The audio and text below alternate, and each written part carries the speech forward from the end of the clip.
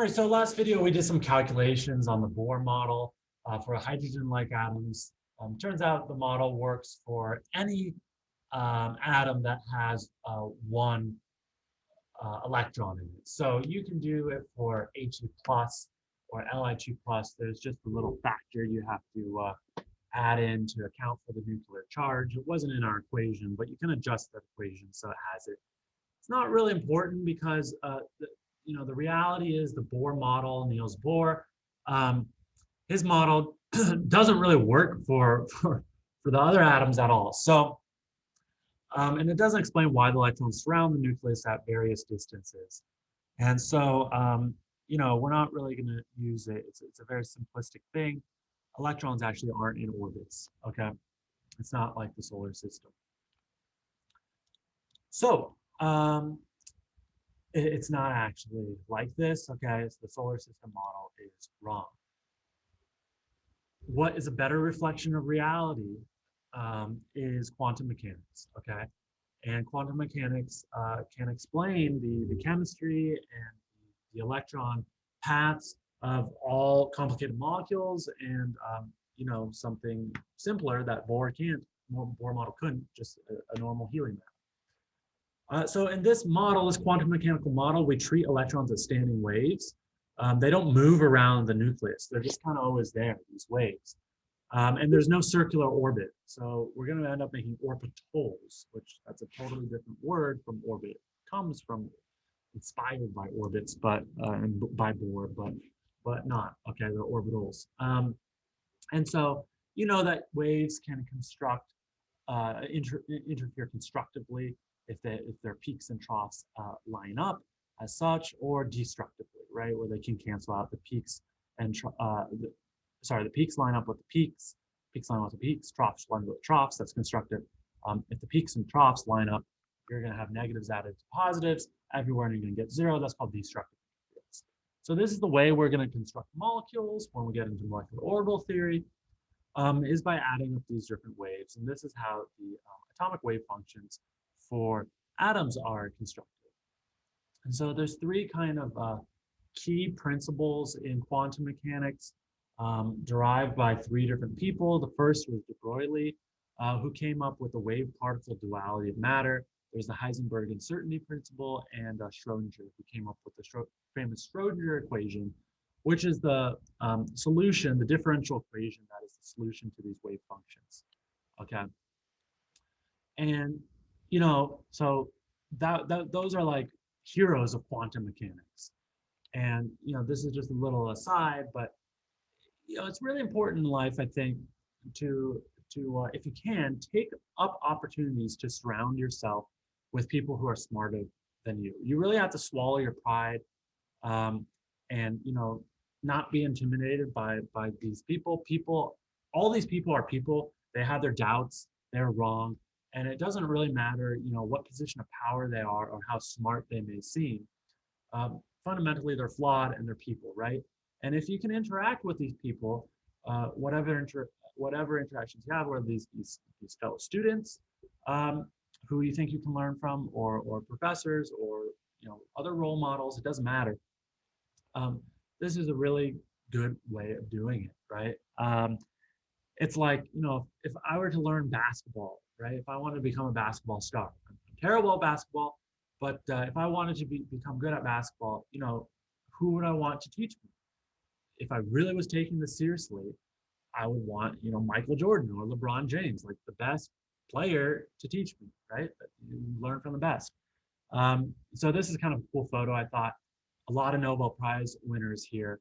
Einstein, Planck, Millikan had his famous oil drop experiment, determined the charge of electron. Nurse did some electrochemistry stuff. Von Lau did some acid-base chemistry stuff that we'll talk about later in the course. Einstein really, he got the Nobel Prize for the photoelectric effect. People think of Einstein, they think of black holes and general relativity, special relativity. He never won the Nobel Prize for that. He got the Nobel Prize for the photoelectric effect. And the reason why, right, the photoelectric effect is so important is because it really was a quantum phenomenon, right? It was he was able to explain a quantum phenomenon by invoking this idea of a photon, right? Packet, a quantized packet of energy that is light. So that's why, you know, really probably Einstein's most important work, more so than the relativity things that he's known for. So is light a wave? Is light a particle? This is de Broglie stuff. It's both, okay? And turns out all matter is both. This is the spooky part about quantum mechanics. Can you really understand this in any physical way? No. I mean, it's just counterintuitive. It's just weird. Like quantum mechanics is weird, but like quantum mechanics underpins the universe. And so that means the universe is weird. Like our senses are just like one probe on this bigger fabric of the universe. So like our senses can miss a lot of things. And what is intuitive or counterintuitive, that depends on our senses, right? And so this is something that like our senses just get wrong. Like we can't understand how something can be a light, how light can be a particle and a wave at the same time. It just like doesn't make sense, but it's true. And we know it's true from lots of different experiments. And maybe like saying it's particle and wave at the same time isn't just helpful for us. You know, maybe we should be saying it different ways. And the best I can do for you is tell you like, if you do different experiments, light will look like a wave. It will behave like a ripple in a pond. But if you do other experiments, like the photoelectric effect, which is shining light on a metal and injecting electrons from it, it behaves like a bunch of particles. It behaves like photons. And so it has this duality. It depends upon what tools you use to look at it, what experiments you perform. It looks like both. Okay. What's even weirder is that all matter behaves as both a light and a wave. A baseball does. Importantly, all those subatomic particles do, like electrons do. And so, you know, this gets into crazy cool stuff like the optics behind an electron microscope. You know, you use a normal light microscope. Why is a light microscope have some limits to it? You can only see down to about the wavelength of light. You can only see down to about 500 nanometers, half a micron. Why? Because you're using this light waves to see it that have a size. You're probing it with this relatively big thing, so you can't see anything smaller than that big thing, right?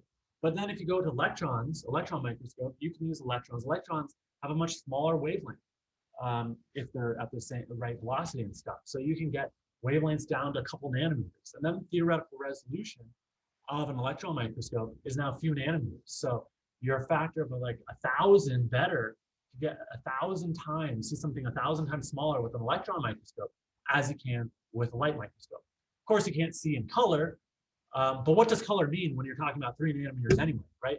Color is 400 to 700 nanometers. So color doesn't really exist below 400 to 700 nanometers. But anyway, color is just from our eyes. Okay, cool stuff. So this m equals h over lambda times v. V is the velocity. Don't get it confused with nu. That's the Greek letter that's often used in this quantum mechanics space for frequency. This is velocity. This is Planck's constant, that tiny number, 6.626 times 10 minus 34 joule seconds. That's the height of the stairs in the quantum mechanical world, right? And lambda is the wavelength, okay? Heisenberg uncertainty principle. That's one of these other kind of pillars of quantum mechanics. Because of this light, this kind of particle duality, it turns out Heisenberg uncertainty principle kind of falls out of this. And this tells you that there's some uncertainty to where you can know things. You can't, in other words, better way of saying it is you can't know the position and the momentum of both particles at a given time exactly, okay? And so this is the formal definition, okay? The delta position and the delta momentum, n times v, mass times velocity, can't be greater than Planck's constant divided by 4 pi, okay? Which is crazy. It just means that there's fundamentally an uncertainty in the universe. Now, does this mean that you cannot predict things? No, absolutely not, because things average out, and on the macroscopic level, they're very predictable. It's just when you zoom in very, very, very deeply, very, very, very precisely, you can't. Okay, that's when things go random. Does this mean your life has no meaning and that, you know, everything, you're going to go into an existential crisis because, you know, everything's random. And so what's the point? No, it doesn't mean that, because again, these things add up and macroscopically add up in predictable ways to give your life meaning, okay? And to give the universe, to give the universe order, okay? But it's just, again, zoomed in, it doesn't. Very, very strange manifestations that quantum mechanics has. And so what we end up doing, though, is because of this Heisenberg uncertainty principle, when we are talking about things that are really small, like orbitals of electrons around atoms, we end up talking about them in terms of probabilities. So we'll draw these like 90 or 95% probability diagrams. Hey, 95% of the time, electrons can be somewhere here, and this is the map that shows it. It's not a predictable path. It's squiggling around all in here, and at any one point, it actually isn't existing probably in any area at one precise area. It's this distribution. All right. So a lot of interesting things about quantum mechanics. Schrodinger's equation is sort of the bread and butter of quantum mechanics. It's the equation. It's a second order differential equation that you need to solve, that we solve. Okay, computational chemists use to solve to do anything greater than the hydrogen atom. It can't be solved exactly. There's no formula you can write out for its solution. You have to use numerical methods, right? Computers, or basically, it's computers doing advanced guess and check is what it is. And so we call this wave function. It's called psi. Okay, that's the orbital, the 3D position of an electron. H with the caret on top. That's called the operator. That gives us a set of conditions. You can tweak that depending upon what you want to do. And E is the energy of the system, potential and kinetic energy. I'm sure you'll go in a lot more detail on this in your PChem class, probably even solve some simple examples of like the one-dimensional time-independent Schrödinger equation, okay? This one has time and position, it's one dimension here. But really, this is X, Y, Z. I only showed you X and time. And what you get from this, from that psi, once you have the wave function, is you can square it. And that ends up, this is really where quantum mechanics took off, like in the 1920s and 1930s. Because once people realized psi squared was physically, it had a physical manifestation. It was the probability distribution. It gave these probability distribution maps. And that was just awesome. Because then we could start drawing orbitals and really make huge connections into like physical and chemical processes and macroscopic phenomena eventually. So this is like the beginning of the connection between like the theory and the microscopic going into the macroscopic. All right.